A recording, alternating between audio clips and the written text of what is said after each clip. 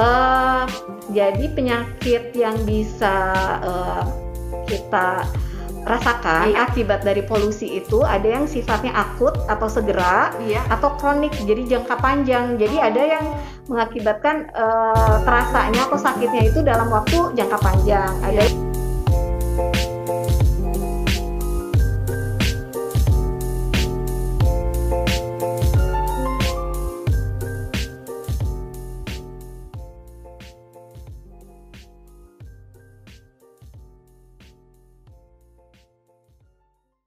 Halo Sobat Immanuel, kembali lagi bersama saya Grace di Immanuel Podcast.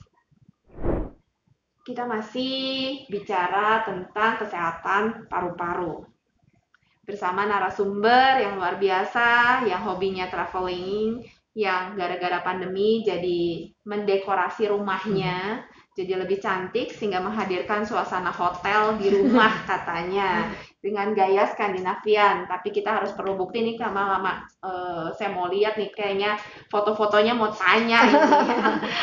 Bersama dokter spesialis paru di Rumah Sakit Immanuel, Dr. Mirza Purwitasari. Halo dokter, Halo, sehat dokter ya dokter? Grace, sehat alhamdulillah. Thank you banget hadir lagi di Immanuel Podcast, bikin kita jadi lebih pintar lagi nih sobat-sobat Immanuel.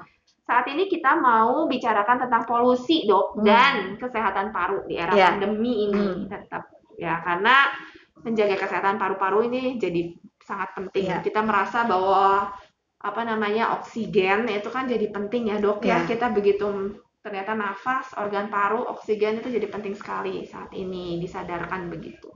Nah, adanya mulai revolusi industri, terus kendaraan, kemacetan ya dok, begitu banyak, global warming, efek rumah kaca, polusi udara semakin berat, dan kita rasakan pengaruhnya itu waktu PSBB dok kan pernah ya ada di sosial media dok, ada foto langit biasa, langit Jakarta kalau PSBB dibandingkan yang non PSBB kelihatan banget lebih cerah gitu ya. Jadi ngefek tuh. Nah dok, jadi kita pengen tahu nih udara yang kita hirup bagaimana dan polusinya. Sebenarnya pengertian dan jenis-jenis polusi udara itu gimana dok? Jadi polusi udara itu kan kontaminasi atau bercampurnya zat-zat yang zat-zat lain baik secara kimia, biologi ataupun fisikal di dalam udara gitu. Jadi zatnya udara ini udah nggak murni lagi, jadi tercampur oleh zat-zat toksik gitu ya di udara gitu. Baik jadi merubah karakter si udara yang kita hirup kan. Ya, baik polusi ini ada di dalam komposisinya berubah gitu ya dok ya. Komposisinya berubah jadi ada racunnya kan gitu. Nah, baik di dalam ruangan maupun di luar ruangan. Jadi jangan kita sangka bahwa polusi ini hanya ada di luar ruangan. Oh, tadi saya bilang langit Jakarta berarti outdoor ya dok? Outdoor. Ternyata di dalam juga ada? Ada gitu.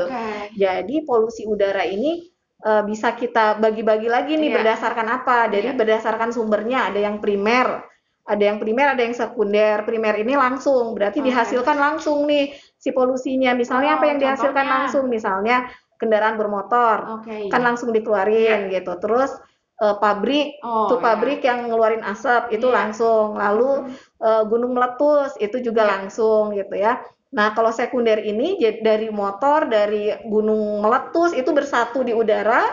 Nah, jadi menciptakan lagi itu hal lain gitu.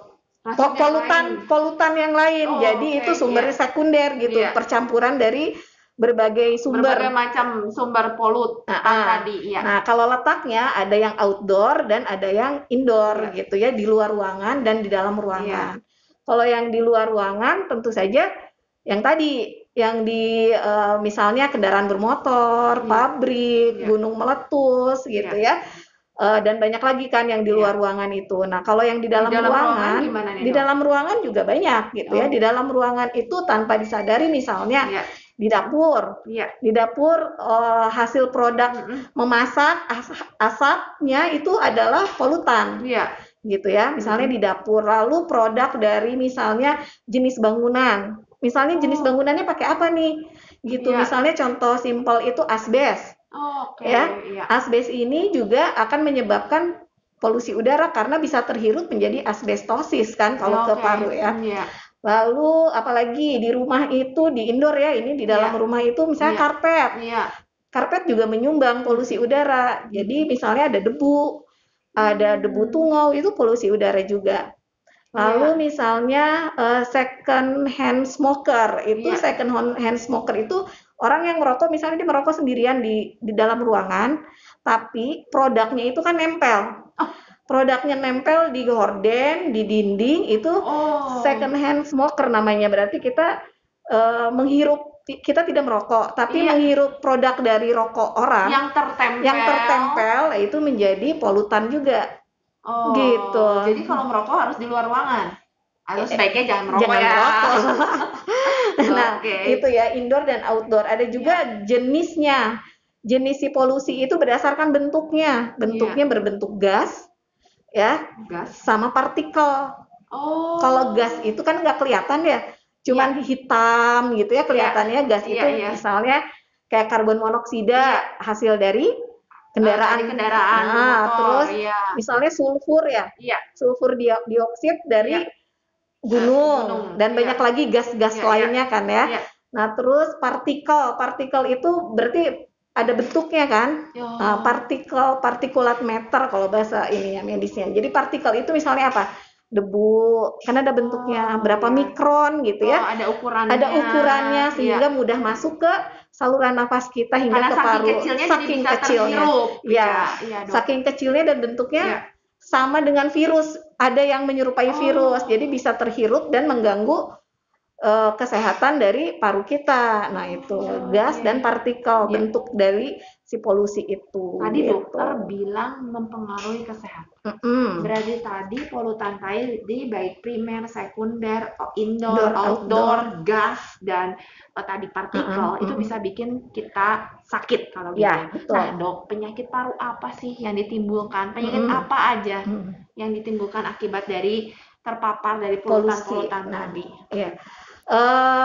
Jadi penyakit yang bisa kita rasakan akibat dari polusi itu ada yang sifatnya akut atau segera, atau kronik, jadi jangka panjang. Jadi ada yang mengakibatkan terasanya atau sakitnya itu dalam waktu jangka panjang. Ada yang segera langsung kita rasakan.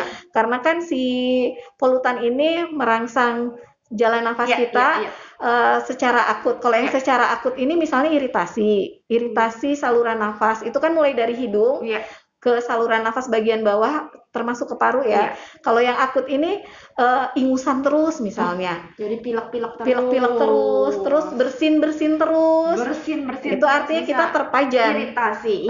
Terpajan oleh polutan. Ya misalnya kan debu kan kita bersin, terus kena asap gitu ya. Bersin, dan batuk-batuk juga salah satu dari gejala akut gitu ya, batuk-batuk. Terus misalnya yang punya asma, jadi serangannya lebih sering gitu. Lalu yang seseknya lebih berat gitu ya. Yang punya penyakit paru kronik, PPOK juga akan meningkat gejalanya. Itu yang sifatnya akut ya. Lalu juga ada yang sifatnya kronik atau jangka panjang. Lama efeknya itu mengakibatkan berapa lama, Dok? Berapa lama bisa sampai 10 tahun. Ada penelitian 5 sampai 10 tahun. Oh, jadi bertahun-tahun kemudian saya menghirup hari ini, sakitnya nanti 5 tahun lagi. Oh, ngeri. Gitu ya. Bisa penurunan fungsi paru. Jadi fungsi paru kita menurun. Misalnya dulu kita bisa berlari 10 kali lapangan bola gitu ya, maka 5 tahun kemudian hanya setengahnya. Berarti belum kan tentu gara-gara kita bertambah tua ya, Dok ya, tapi mungkin itu karena kapasitas fungsi paru kita yang menurun gitu ya. Terus juga jadi bronkusnya, saluran nafasnya jadi lebih sensitif, jadi hipersensitif gitu ya, dikit-dikit batuk gitu ya, dikit-dikit sesak gitu, bisa juga jadi hipersensitif bronkus gitu juga. Terus terjadinya asma. Asma belum tentu karena turunan, karena alergi. Pemicu juga bisa jadi karena polusi yang terpapar. Betul. Karena ada penelitian yang dilakukan di jalan tol terhadap beberapa di jalan raya terhadap beberapa penyapu jalanan, ternyata mereka tidak merokok, diambil dari orang-orang yang nggak ngerokok Iya. gitu ya. Ternyata dilihat bahwa mereka yang asma nih diambil ternyata sebanyak 3,1% terjadi karena polusi udara asma yang mereka dapat. Gitu. Begitu juga dengan penyakit lainnya yang kronis kayak PPOK.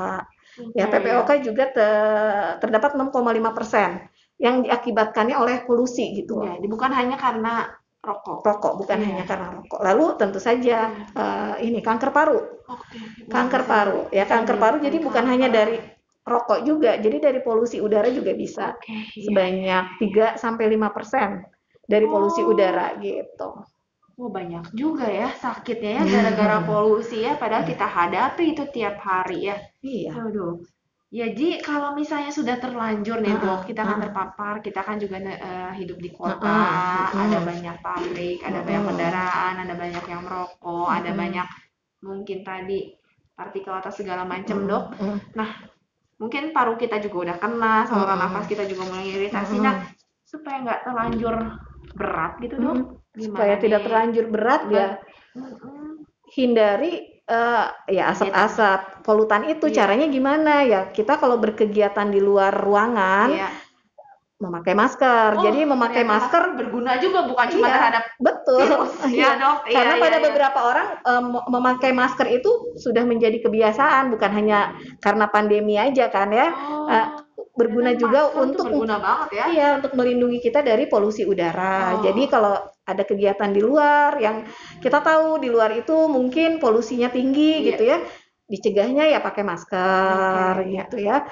Lalu juga menerapkan pola hidup sehat gitu, tetap berolahraga untuk meningkatkan kapasitas dari fungsi parunya. Misalnya dia sudah terpapar nih gimana caranya biar tidak tambah turun fungsi parunya, ya kita olahraga untuk meningkatkan kapasitas parunya gitu. Nah, terus juga disiplin nih, misalnya di dalam rumah nih, misalnya kita punya elektronik, tadi saya lupa tuh di indoor itu seperti misalnya printer, TV, itu kalau nyolok terus itu kan ada hasil akhirnya tuh yang menguap gitu. Nah, itu juga polusi udara. Jadi matikan semua elektronik apabila sudah dipakai gitu. Ternyata radiasi atau itu bisa bisa juga jadi polusi udara gitu. Jadi disiplin untuk menggunakan barang-barang alat-alat rumah tangga gitu. Dan tentu saja secara rutin memeriksakan, misalnya kita udah terlanjur nih, kita tahu kita merokok atau kita kita bekerjanya berhubungan dengan polusi udara gitu ya.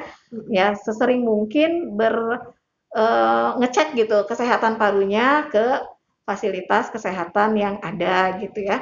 Gitu. Jadi sering dicek gitu fungsi paru saya gimana nih setelah saya terpapar ini gitu. Jadi tadi ya pola hidup sehat, pakai masker mungkin ya tadi dokter, olahraga, makan makanan yang bergizi tadi dokter, disiplin tadi alat-alat rumah tangga dan regular check up ya dok ya. Nah kalau gitu kalau kita mau memeriksakan diri nih dok, kapan nih mau ketemu dokter? Kapan kita ketemu dokter ya, jangan nunggu ada gejala sebetulnya ya. Tapi misalnya kita sudah terpapar nih, sudah tahu kita terpapar ya, setahun sekali boleh dicek kalau nggak ada gejala ya. Kalau ada gejala ya beda lagi gitu. Nah biasanya untuk mengecek gejala-gejala yang diakibatkan oleh paparan polusi ini, misalnya kalau untuk jangka pendek kan dari foto ronsen nggak kelihatan gitu ya, bisa juga kita periksa spirometri. Nah untuk yang lebih spesifik lagi misalnya sudah terpajan dalam waktu lama dan sudah ada gejala, biasanya bisa juga melalui CT scan gitu untuk melihat CT scan foto toraks. CT scan toraks dan foto ronsen. Iya, foto ronsen. Oke, berarti kalau gitu ketemu Dokter Mirza di Rumah Sakit Immanuel nih. Kapan aja dok? Bisa ketemu hari Senin sampai hari Jumat, jam sampai Jumat jam 12 sampai jam 2. Jam 12 sampai jam 2 dan hari Sabtu jam 9 sampai jam 12. Hari Sabtu jam 9 sampai jam 12. Oke, thank you banget nih dokter. Nah, apakah ada closing statement nih dok untuk Sobat Immanuel nih terakhir terkait dengan kesehatan paru dan polusi yang ternyata kita baru tahu nih, ternyata masker itu segitu bergunanya, ternyata polusi juga dekat dengan kita, ternyata walaupun asap rokok dan perokoknya udah nggak ada, ternyata tetap aja produknya masih bisa kita hirup. Luar biasa dok, banyak dapat pengetahuan siang hari ini. Silakan dok. Ya, untuk Sobat Immanuel mungkin agar parunya tetap terjaga dengan baik, maka satu hindari polusi udara dengan tetap memakai masker tadi ya, gitu. Lalu hidup disiplin gitu di rumah gitu ya. Lalu jaga pola makan. Iya. Karena dengan hal itu kita akan meningkatkan kesehatan, termasuk menghindari dari penyakit-penyakit yang lain, ya salah satunya ya virus COVID-19 ini. Sip, terima kasih banyak dokter. Oke, Sobat Immanuel, demikian Immanuel Podcast hari ini. Kita ketemu lagi di Immanuel Podcast episode yang lain. Bye.